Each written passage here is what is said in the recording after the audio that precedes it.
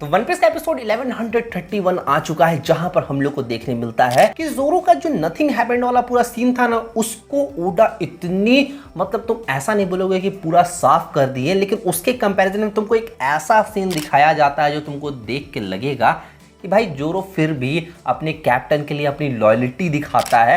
और होता है कि कुछ गिव एंड टेक था वहां पर, लेकिन सेम चीज जोरो सिर्फ एक बार किया था तो तुमको ऐसा लगा था। तुम सोचो सेम चीज कुमा अपनी पूरी जिंदगी कर रहा था, हर हफ्ते कर रहा था। और वो जो पूरा सीन होता है, वो जब तुम देखोगे कि कुमा उन सब के पेन को जब एब्जॉर्ब करता है, उसका जो उसकी हालत होती है। और यहाँ पर हम लोग देखते हैं कि गिनी वहाँ पर उस चीज़ को देख भी नहीं पाती है। कुमा को इतना ज़्यादा पेन होता है, खून निकल रहा होता है हर जगह से। वो चीज़ इतना ज़्यादा आंखों के सामने तो आएगा ना कि एक पल तुमको लगेगा कि भाई कुमा आखिर कर क्यों रहा है ऐसा। क्योंकि ऐसा नहीं था कि वो लोग उसके कुछ लगते थे, वो बस आते थे उससे हेल्प लेने के लिए, वो लोग उसको कुछ देते भी नहीं थे।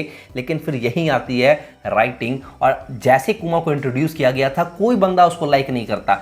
जो काम वो किया अपने जोरो के साथ, फिर हम लोग को जब लगता है कि वो फिशमैन आइलैंड के आर्क से पहले वो सबको अलग अलग कर देता है। किसी को ऐसा नहीं लग रहा था कि भाई इस बंदे की बैक स्टोरी इतनी ज़्यादा इमोशनल होगी कि वन ऑफ द जो बेस्ट सीन्स है वन पीस में, नथिंग हैपेंड वाला, उसको कोई चीज़ ओवरटेक कर देगा। और यहाँ पे हम ऐसा नहीं बोलेंगे कि जोरो जो किया था भाई वो बहुत ज़्यादा तारीफ का लायक नहीं था, लेकिन जो काम कुमा कर रहा है उसको तुम बिना तारीफ के आगे बढ़ा ही नहीं सकते हो। जहाँ पे इसके अलावा एपिसोड में हम लोग देखते हैं कि ड्रैगन की एंट्री हो चुकी है, और यहाँ पे इवांकोव और ड्रैगन मिलके रेवोल्यूशनरी आर्मी बनाते हैं, जहाँ पर कुमा की भी इसमें एंट्री हो जाती है, गिनी की भी हो जाती है, और चीज़ें अच्छी चल रही होती है। लेकिन फिर कुछ सालों के बाद यहाँ पर वापस से सेलेस्टियल ड्रैगन वर्ल्ड गवर्नमेंट की एंट्री होती है। और हाँ, सॉरी हम तो बहुत ही आगे ज़्यादा बढ़ गए। यहीं पर एपिसोड में हम लोग देखते हैं कि गिनी प्रपोज करती है कुमा को कि भाई चलो शादी कर लेते हैं, लेकिन कुमा उसको मना करता है। लेकिन क्यों? क्योंकि सबको पता है कि कुमा उसको पसंद करता है, कुमा को ये पसंद करती है, लेकिन फिर कुमा आखिर इस चीज़ के लिए हाँ क्यों नहीं करता है। तो फिर कुमा को यहाँ याद आता है अपना चाइल्डहुड, जहाँ पर उसके बाप को सिर्फ इसलिए उठाया गया था कि उसका जो ब्लड है बहुत रेयर ब्लड है, बकीनियर, अगर हम गलत प्रोनाउंस नहीं कर रहे हैं तो इस ब्लड की वजह से। और उसको पता है कि उसकी माँ को भी इसकी वजह से उठाया गया था, उसको भी इस वजह से स्लेव बनाया गया था। इट्स नॉट कि भाई वो अपना बाप को इसका जिम्मेवार मानता है, लेकिन उसको पता है कि उसका ब्लड क्या इंपॉर्टेंस रखता है इस वर्ल्ड में। जहाँ पर हम लोग अभी भी वो सीन नहीं दिखाया गया है जहाँ पर सैटर्न और उसका जो वहाँ पे कन्फ्रंटेशन होता है कि वहाँ अगर हुआ क्या, सैटर्न आखिर उसको बोला क्या, और वो सैटर्न के पास से आखिर बच के कैसे निकल गया। वो सारी चीज़ें भी जानने में बहुत ज़्यादा मजा आएगा। लेकिन अब वो कैसे पता चलेगा, जब हम लोग को ओडा बताना चाहेंगे।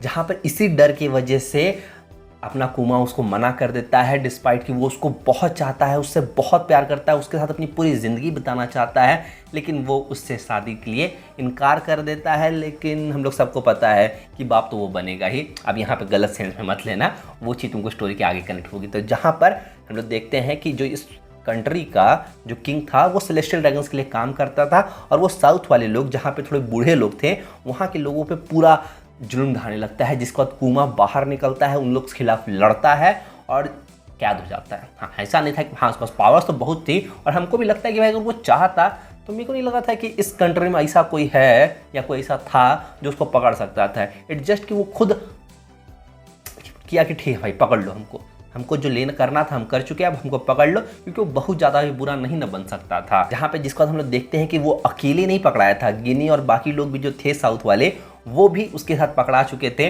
और फिर यहाँ हम लोग बैक में देखते हैं कि ये सारी चीज़ें जब बाहर जाती है आइलैंड के, इस कंट्री के बाहर जाती है, ड्रैगन तक पहुँचती है, तो ड्रैगन और इवांकोव यहाँ आते हैं।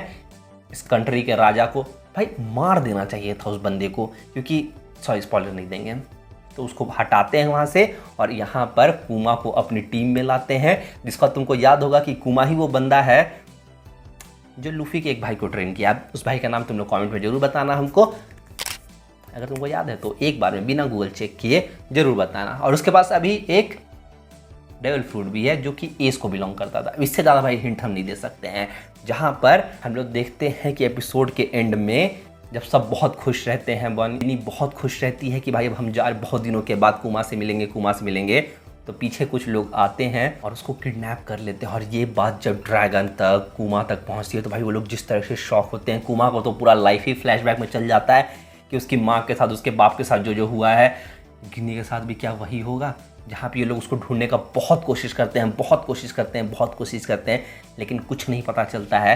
फिर 2 साल के बाद गिनी का सामने से कॉल आता है और यहीं पे एपिसोड खत्म हो जाता है, जहाँ पर एपिसोड तो बहुत बढ़िया था भाई। तुमको कैसा लगा कमेंट में जरूर बताना। तो बस भाई लोग आज के एपिसोड के लिए इतना ही। वीडियो थोड़ी सी भी अच्छी लगे तो वीडियो को लाइक करना, शेयर करना, चैनल को सब्सक्राइब करना। हम मिलते हैं किसी वीडियो में, तब तक के लिए पीस।